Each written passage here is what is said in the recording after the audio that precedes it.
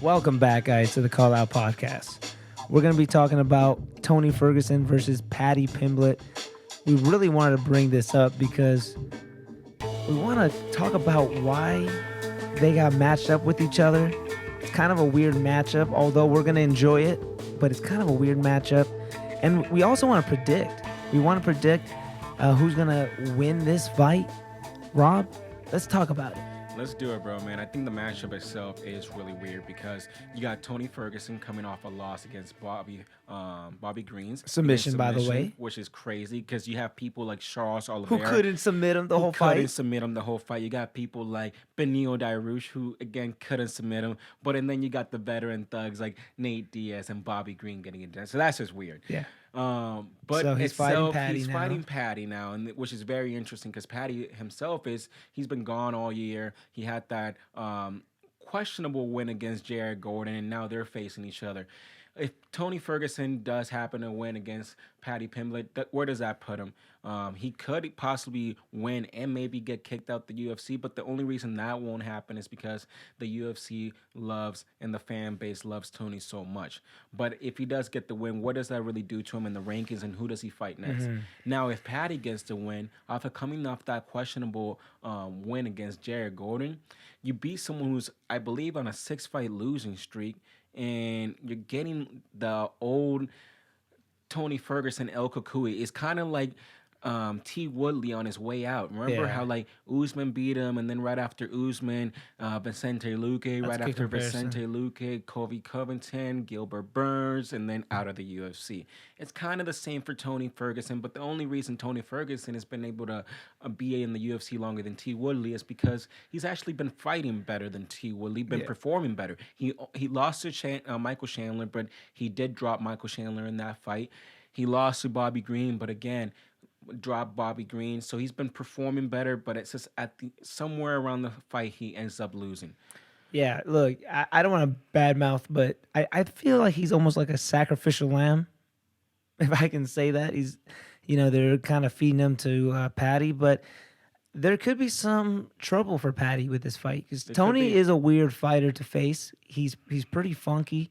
And you know what they say about Paddy? He always clips his chin out. He does leave his chin open a lot. He does. And Tony Ferguson, like I just pointed out, he has dropped opponent. He does have that power puncher, that power there where he can definitely knock out Paddy Pimblett. Is it going to happen? I really don't think so. I think Tony Ferguson is on his way out the door and is not bad mouthing someone because we're telling you to retire.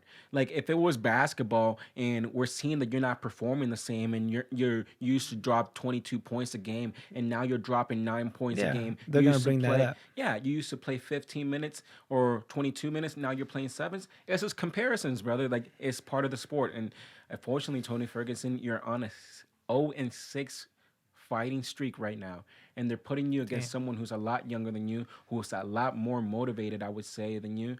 Yeah, it's a bad matchup for him. I don't like it. I don't like it at all. I don't really think there's much to gain, although maybe he'll get some steam, but he already has steam, so I don't know. I don't really feel like he needed this fight, but hey, that's why we love Tony Ferguson. So we're going to get this fight and we're going to enjoy it.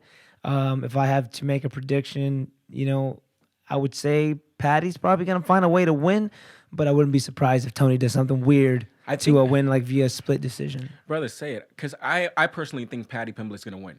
But I think it's going to be one of those matchups that's going to be keeping us off our seats. It's going to be like a Paddy Pimblett win round 1, and then out of nowhere, Tony Ferguson just does amazing round 2, and then round 3, it's going to be like whoever wants some more, and I can just see Paddy Pimblett wanting it more and being the younger guy, more hungry. I really don't think Tony Ferguson training a couple days with David Goggins is going to matter in this fight. I really don't. I feel like the internet, Joe Rogan even talked about it. They're making a big deal out of it. People were making such a big deal out of it. I'm like, come on, man. This is David Goggins, someone who has, respectfully, doesn't really know much about the MMA world as far as any tips that's going to help him perform on Saturday night.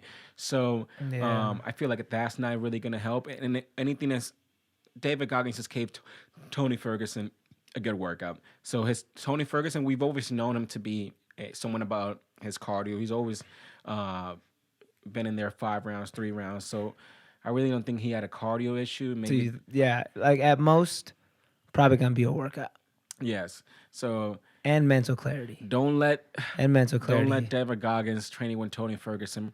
But it could help him out too. Like it could make him tougher, tougher than he already is, which is weird. He's probably been going through some things. So I think at least working with someone who's the master of pain and torture, like David Goggins, it's gonna make him pretty tough mentally, and he's gonna need that. He's gonna need to be mentally clear and alert for this fight, and just do the right things. Because for him to pull upset win like this would be cool. You know, he's gonna be a big underdog. I really do. I don't know the odds yet. I don't think they're I don't know out either, yet. but it's gonna be at least 320. I think. I say something high like that. I think I can see Paddy Pimblett being like a 300 favorite, 3-1 favorite for sure. Tony Ferguson, man, I'm a huge fan of Tony. We've been seeing him fight for years He's now. the man. Yeah, he El is. But Cucuy. come on, man, this is it's not looking very good. I think, It's probably time for him. yeah, man, he's just. Or are there some like fun fights that he could have, like some fun ones? I think this Like is. some- like I think some- as far as the matchmatching go, I think. So maybe like you this said, is his fun one for him. This is Just to fight someone with that's coming up. Because it's actually kind of, now I'm thinking about it, it's kind of a good story. You got this up and coming guy who hasn't really been performing in his last fights, and then you got this is veteran. This is old wounded Tony Ferguson, badass, but he's on his way down, and people are losing hope in him.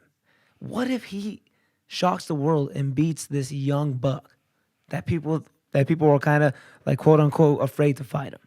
It's actually, if we look at it in a good light, and hopefully he wins, because that will be a beautiful story if he wins. And if he doesn't, and if he gets mauled, then I'm gonna be like you and the rest of the fans and say, Tony, why'd you do this? Why'd you get in here just to get beat up? We love you, Tony. We obviously care a lot about him. Do you think David Goggins will be in his corner? Nah, man. I think this is like. He could. Tony's the guy to do that. He's the guy to like bring someone like that in his corner. And like, what do you think he would say? Come on, Tony. Stay hard, Tony. I don't think David Goggins could say anything that any other person couldn't say. Maybe like with just just all mindset stuff. I'm really glad. But he is a badass too. So there's got to be some fighting thing, some combat that he knows. Of course he knows When you're combat. good, you're good, man. Khabib wasn't there for Islam's last fight, and look what Islam did. He TKO Alex Volkanovski. So I just think like him being there, him not being there shouldn't play different in the outcome of the fight, man. Like I really don't think it's gonna bring any boost of energy. Like if it does, then I feel like you're not really focused on the fight. You're focused on something else. If you need a specific person to motivate you and to get you going, maybe onto round 2 or round 3 to give you that little fire underneath you. But no, man. Look at Islam. Everybody's like, oh, you need Khabib in your corner. Why is Khabib not there? Like it doesn't matter. I put in the hard work and I did this for 3 months, however long training camp is. I'm ready. I don't need him in my corner. So if you're bad, you're bad. It doesn't matter who. If you're good, you're good. It doesn't matter who's If you're in good, your you're corner. good. And if you're bad, you're bad. So I feel like That corner- if David Goggins But does dang, come out, this is going to be But you never know. But you never know, because you've seen in fights where like Leon's coach, if that guy wasn't in there pumping him up, saying that, who knows if he would have still KO'd him. So maybe Tony should bring David Goggins in his corner so David can tell him those words that maybe his combat guys can't tell him, and maybe that's the purpose. I don't know. Fans, you tell us in the comment section below, what do you think about this? What do you think about the matchup between Tony Ferguson and Paddy Pimblett? Who do you think is going to win? Also, what do you think about him training with David Goggins? We'll see you on the next episode.